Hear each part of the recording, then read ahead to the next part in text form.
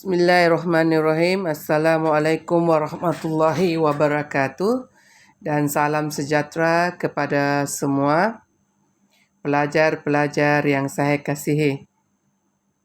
Terima kasih kerana menghadiri kelas Tasawur Islam tingkatan 5. Hari ini kita akan belajar bab 4 bertajuk Falsafah dan Sistem Muamalah Islam. Unit 1.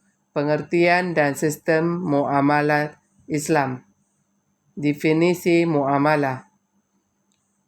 Muamalah adalah satu daripada hukum fiqh yang berhubung dengan tata cara perhubungan sesama manusia dalam memenuhi keperluan mereka yang berhubung dengan harta seperti hukum jual beli, hukum sewa-menyewa, dan perdagangan yang lain.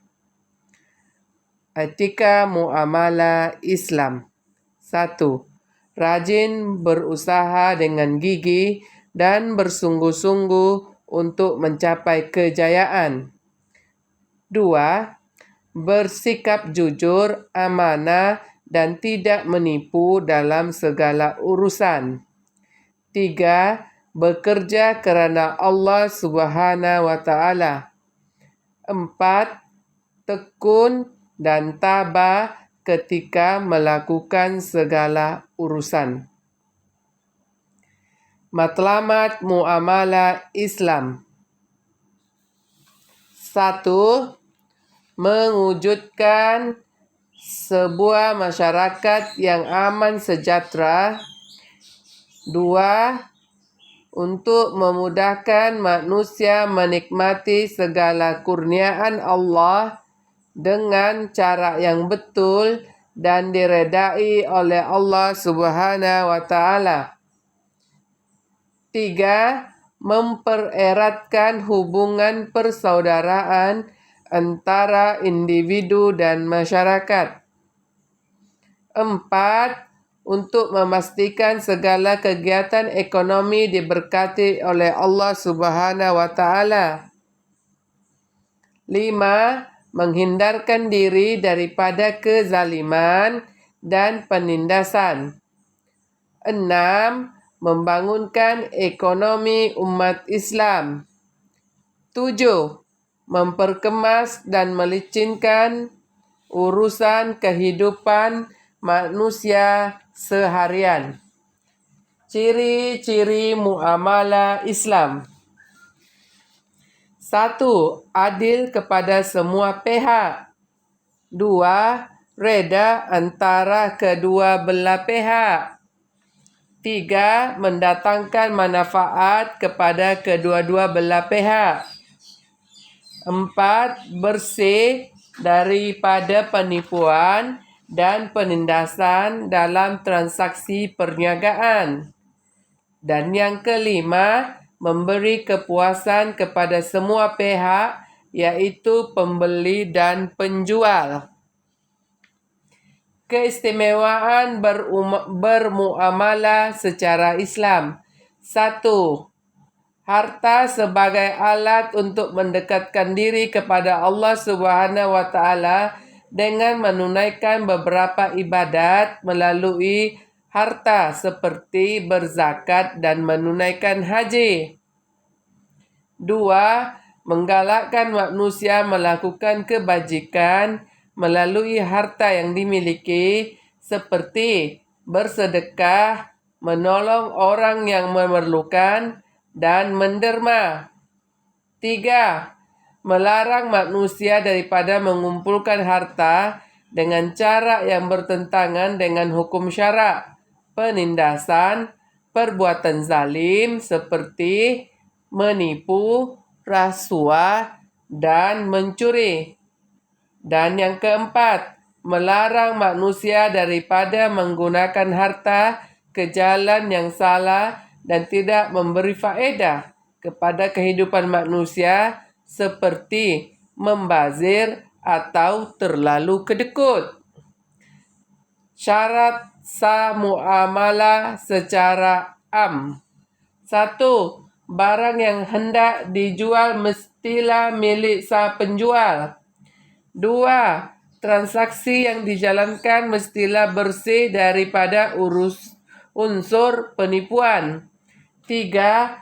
Pihak yang menjalankan urusan transaksi mestilah waras. Dan yang keempat, persetujuan antara kedua belah pihak yang menjalankan transaksi ijab. Syarat sah jual beli. 1. Wujudnya persetujuan antara penjual dengan pembeli. 2. Penjual dan pembeli mestilah seorang yang mukallaf dan berakal. 3. Penjual dan pembeli mestilah seorang Islam. 4. Barang yang hendak dijual mestilah milik sang penjual. 5. Barangan yang hendak dijual mestilah suci dan halal. Dan 6. Barangan yang hendak dijual wujud semasa berlakunya kontrak jual beli. Seterusnya, apa lagi yang kita pelajari pagi ini?